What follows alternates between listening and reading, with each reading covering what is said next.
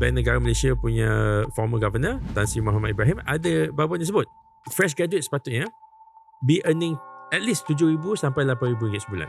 So dia ada macam perbezaan antara pendapat. Ada yang kata kena 8,000 tapi realitinya banyak SME owners tak sanggup, tak boleh bayar pun, close to 7,000 pun. So macam mana kita nak selesaikan masalah ni? So sebenarnya apa yang Faiz describe kat saya sebentar tadi, sebenarnya dia reflect kepada pasaran buruh tersebut tidak cekap dalam menentukan tangga gaji.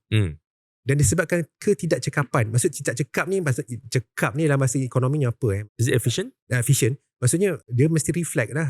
Macam saya cakap tadi lah, dia punya tahap demand, supply dan sebagainya semua tu lah kan. Tapi disebabkan pasaran tadi kita tahu tak cekap, di situ keperluan dasar gaji minimum tadi. Bayangkan kalau tak ada dasar gaji minimum, dia punya lantai tu tak ada. Kita boleh bayangkan lah.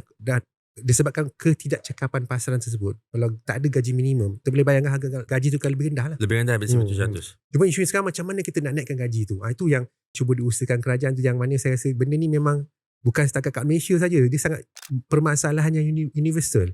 Gaji, kos sara hidup. Saya rasa dua benda ni sangat-sangat, orang kata tu, permasalahan contemporary.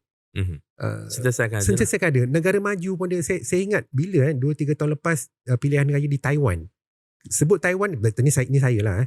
Sebut Taiwan ni, kita tengok TSMC, teknologi. Tapi bila dengar dia punya election, isu-isu dia kos sara hidup.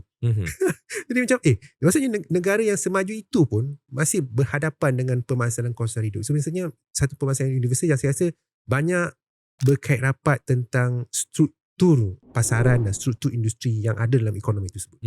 Itu pun walaupun ada gaji minimum 1,700 pun ada banyak kita dengar masih bayar bawah daripada 1,700 ringgit. Walaupun pekerjaan itu memang tidak perlukan kemahiran lah according to the SME owners tu.